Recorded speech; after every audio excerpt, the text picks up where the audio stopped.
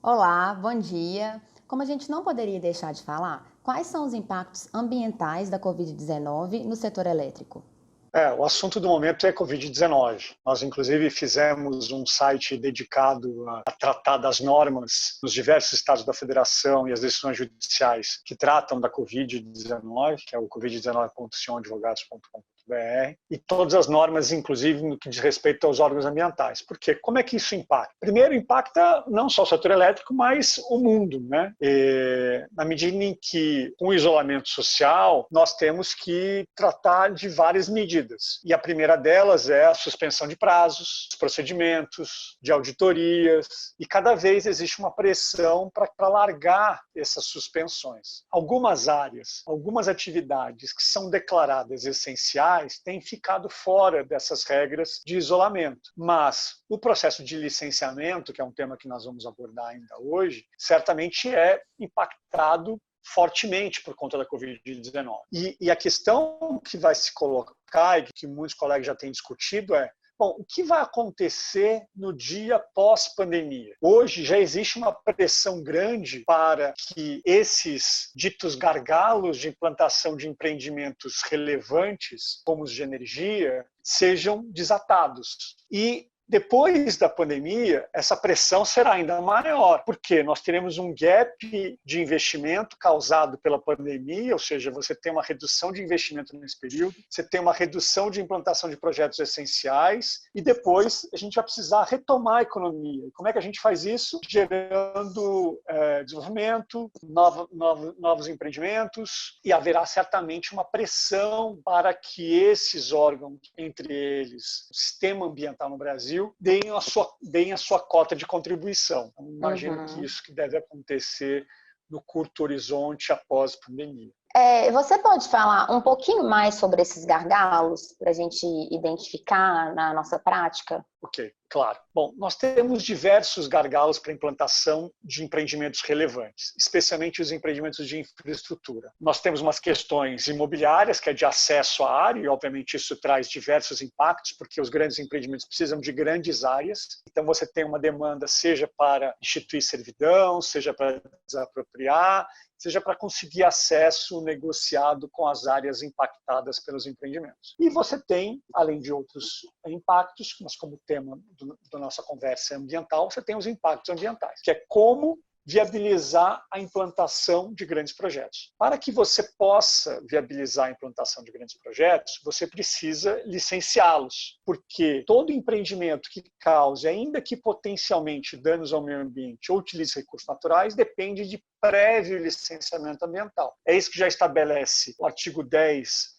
da Lei 69/381, de 81, que é a Lei da Política Nacional do Meio Ambiente, e depois também foi replicado no artigo 2º da Lei Complementar 140 de 2011. Então, Portanto, desculpa te interromper, porque eu acho que você tocou num ponto muito interessante. Após a sua exposição, você pode falar para a gente um pouquinho sobre o licenciamento, para aqueles que não conhecem? Quais são os principais intervenientes, qual que é o papel da população e tudo mais? então, como eu disse, desde a primeira lei nacional que tratou da temática foi a Política Nacional do Meio Ambiente, de 1981, portanto, ainda anterior à Constituição de 88. E ela já estabelecia no artigo 10 essa obrigação de qualquer empreendimento que cause ou que possa causar danos ao meio ambiente ou utilize recursos naturais depende de prévio licenciamento ambiental.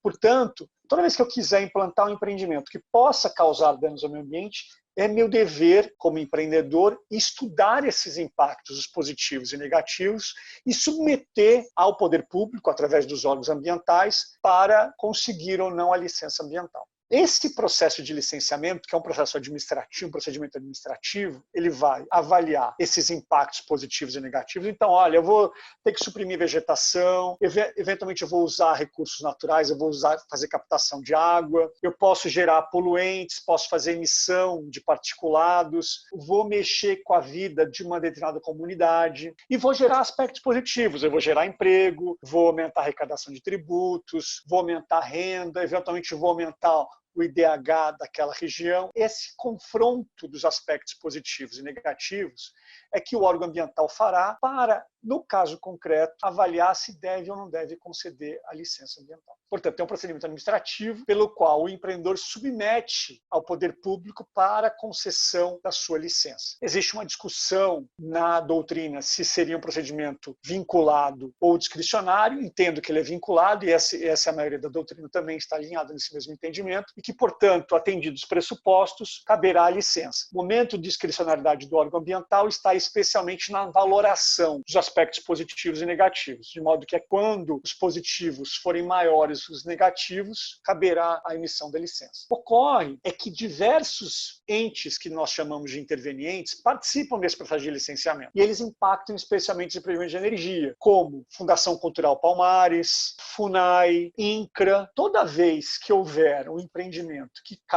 possa causar impactos a comunidades tradicionais, eles devem ser ouvidos. Essa é uma determinação da OIT 169, a Convenção Internacional da qual o Brasil é signatário, que foi criada para as populações tribais e indígenas e diz que toda vez que tiver uma medida administrativa ou judicial que possa impactar essas comunidades, eles têm direito a serem ouvidos de forma livre, prévia, de boa-fé e informada. Ou seja, caberá ao empreendedor, quando quer implantar um empreendimento, ouvir as comunidades afetadas. Até aí, está tudo bem. Qual que é o problema? O problema são os conflitos daí derivados. Os empreendimentos de energia, especialmente aqueles que são desenvolvidos no norte, mas não só, nós temos comunidades tradicionais em diversas regiões do país. Esse certamente é um conflito relevante para a implantação de projetos. E eu tenho diversos exemplos. No norte é comum que as comunidades criem um chamado protocolo de consulta. O que é o protocolo de consulta? A comunidade diz como ela quer ser ouvida. Primeiro você tem que falar com o chefe daquela comunidade, depois você fala com os eventuais representantes por segmento, por região, por idade, por aí vai. Então, é a forma como a comunidade diz para aqueles que querem implantar empreendimentos como é que eles querem ser ouvidos. Qual que é o problema? E eu faço esse comentário com alguma brutalidade.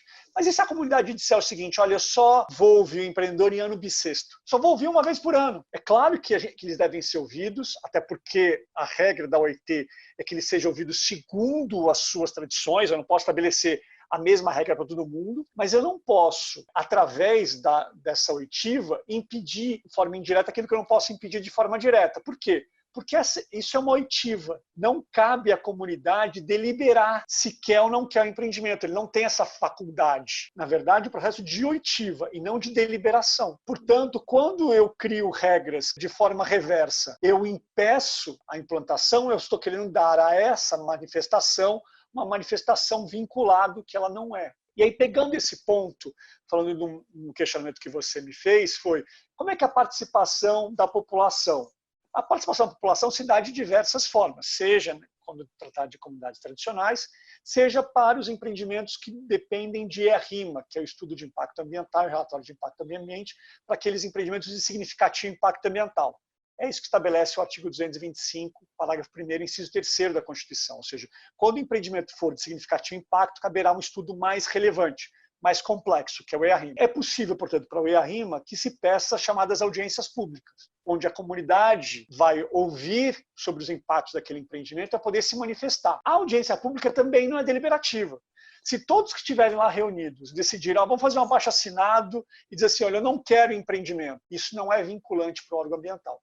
Quem decide, quem delibera sobre a concessão ou não da licença é o órgão ambiental. Não é a população que deve levantar os seus comentários, as suas dúvidas, o órgão ambiental. Muito esclarecedor. Excelente. Eu acho que é uma curiosidade que todos nós temos. Eu imagino que nos grandes projetos do setor elétrico, a questão do licenciamento seja ainda mais sensível. Isso faz sentido em razão da duração desse licenciamento, das etapas, do que a gente espera do resultado final do projeto? Você pode falar um pouquinho sobre esse tema? Posso. Perfeito, Luísa. Faz todo sentido. Por quê? Porque ainda que um dependa essencialmente do outro, eles têm lógicas, procedimentos, preocupações distintas. Os empreendimentos para serem usados no setor elétrico, eles têm como perspectiva, diversas perspectivas, mas sempre sob o ponto de vista de que os empreendimentos de energia implantar melhor para o sistema. Então, existe uma demanda para que esses empreendimentos sejam implantados o quanto antes. Já a lógica ambiental é uma lógica de controle, de preocupação, para evitar que os impactos que sejam potencializados ou que sejam possíveis não sejam implantados sem a salvaguarda, sem entender quais são esses impactos. Então, as perspectivas são distintas e daí nasce o conflito, de diversas matizes. Primeiro, desde a resolução CONAMA, do Conselho Nacional de Meio Ambiente, 2/7 de 97, já estabeleceu um prazo para os órgãos ambientais conceder as licenças, que seriam de 12 meses no caso de EIA-RIMA e de 6 meses no caso de licenças menos complexas, ou seja, que não são EIA-RIMA. A prática mostra que os grandes empreendimentos não seguem esse prazo de 12 meses, por conta dos diversos atores que envolvem esses processos. E seja a comunidade participando, seja diversos intervenientes, sejam áreas sensíveis, porque vai impactar a unidade de conservação, terra indígena, comunidade quilombola, assentamento do INCRA, enfim, são diversos, patrimônio espeleológico, enfim, são diversos os impactos. Então já existe um descompasso dessas perspectivas. E eles se acirram a depender do tipo de empreendimento. Se a gente falar, por exemplo, das linhas de transmissão, que são empreendimentos lineares que percorrem grandes extensões de terra, então quilômetros. E eles vão passar próximos de unidades de conservação, vão passar próximos de vegetação. Isso traz diversas consequências e diversas preocupações. Ainda que a orientação seja tentar evitar, é natural, com a quantidade de unidades de conservação que nós temos, e eu já explico o que elas são, é que você, de alguma forma, esteja próximo, ainda que na sua zona de amortecimento, que são áreas que não é a unidade, mas elas existem ao redor da unidade para proteger. Quando isso ocorre, você vai precisar, seja da anuência do gestor daquela unidade, seja comunicar aquela unidade. Deixa eu fazer um parênteses para explicar rapidamente o que é unidade de conservação. Unidades de conservação são espaços especialmente protegidos que podem ser criados por qualquer ente da federação, portanto, União, Estados, Distrito Federal e municípios podem criar. Ele também tem assento no 225, parágrafo 1º da Constituição, salvo engano, no inciso 4º, e diz, olha, qualquer ente pode criar, mas eu só posso excluir, só posso desafetar, só posso extinguir através de lei. Eu posso criar por decreto, mas só posso extinguir através de lei. Se eu passar dentro da unidade de conservação e for um empreendimento de significativo impacto ambiental, o órgão gestor daquela unidade vai ter que aprovar, tem que ter uma anuência. Isso estabelece o artigo 36 da Lei Federal 9985 de 2000. Se não for EIA-RIMA, bastará comunicação a essas comunidades. Então, existem diversos conflitos. Por exemplo, vou dar um exemplo de um caso que a gente acompanha, é empreendimento de linha de transmissão. O empreendedor propôs a ação de instituição de servidão administrativa, não conseguia saber quem era o proprietário. O empreendedor propôs uma ação para instituir a servidão administrativa sobre uma área que ele não tinha com exatidão quem era o proprietário, se era o município ou se era o estado. Nas ações de instituição de servidão administrativa, funcionam como funcionam a desapropriação, no Decreto-Lei 3347. Se eu for empreendedor de utilidade pública, ou seja, eu tenho uma DUP, uma declaração de utilidade pública, eu tenho direito a instituir aquela servidão. Vou fazer uma avaliação, vou depositar o preço e deverei ser emitido na posse. O órgão gestor de unidade de conservação daquele estado, que funciona como o ICMBio em nível federal, entrou na ação judicial e disse, olha, espera um pouquinho, não pode conceder essa liminar. Por quê? Porque o empreendimento passa numa unidade de conservação. E o estudo que foi feito não é EIA-RIMA, fez um PCA-RCA, que é um Plano de Controle Ambiental e Relatório de Controle Ambiental, que é um estudo mais simplificado do que o EIA-RIMA. Sendo EIA-RIMA, tem que ter anuência, a minha anuência, e tem que pagar a compensação da lei do SNUC, lá do artigo 36 da 9985 de 2000. O que fez o juiz? Bom, se eu tenho dois órgãos públicos que têm opiniões diferentes, não vou dar liminar. E a gente entrou para dizer o seguinte, bom, primeiro, em servidão eu não discuto a questão ambiental. Servidão é para instituir. Questão ambiental eu discuto na ação civil pública, que o ente legitimado propõe a ação civil pública. Mas ainda que a gente fosse discutir esse caso, não cabe ao órgão que será aquele que tem o direito a receber a compensação ambiental. Qual que é o ponto? Muitos órgãos que seriam os beneficiários da compensação ambiental, e aqui para entender o que é compensação ambiental é um valor que o empreendedor que queira implantar empreendimento de significativo impacto ambiental com fundamento no EIA-RIMA, devem pagar. Esse valor é de até 0,5% dos custos totais de implantação do empreendimento. Então, para grandes empreendimentos, é um valor muito alto. Quem vai gerir esses recursos? O órgão ambiental licenciador. e ele tem que ser aplicado aonde? Nas unidades de conservação. Então, aquele órgão que gere as unidades de conservação vai ser o beneficiário desse valor. Mas não cabe a ele decidir qualquer estudo, porque quem cabe decidir qualquer estudo? O órgão ambiental. O que acontece muitas das vezes? O órgão ambiental, o órgão que é o gestor das unidades, portanto, o beneficiário dos recursos, quer definir que é a rima. Por quê? Porque aí ele vai ter o direito ao recurso.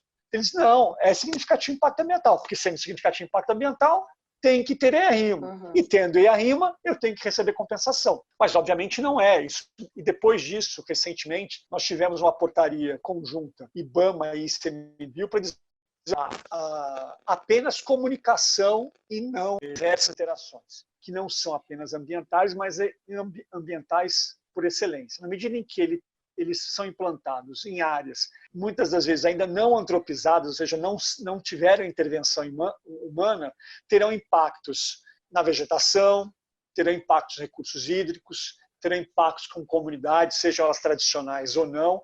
E essa sopa de interações produz diversas interlocuções que acabam impactando o tempo para a implantação dos empreendimentos, que ao contrário, seguem a lógica de quanto antes eu puder implantar, melhor para o sistema como um todo. Eu vou fazer um comentário que eu escutei em uma aula sua. Monotonia é algo que jamais vai fazer parte da vida daquele que atua no direito ambiental. Esse foi um comentário da professora Fernanda, da PUC do Rio Grande do Sul, não é isso?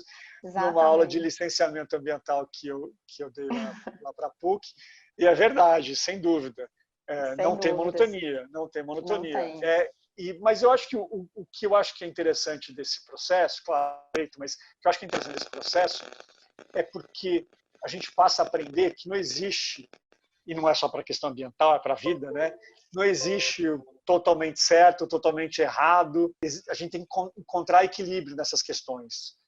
Cada um desses atores tem sempre uma perspectiva daquilo que eles acham que é o certo, daquilo que eles acham que é melhor, mas a questão ambiental é o conflito de interesses legítimos, constitucionais, que encontram no palco do licenciamento um palco fértil para essas discussões. Eu queria lembrar, pessoal, que hoje, dia 8, quem quiser aprofundar nesse tema, vai ter um webinar, os efeitos do Covid no setor elétrico. A gente não pode esquecer, que se não me engano, é às 17 horas, né, Sion?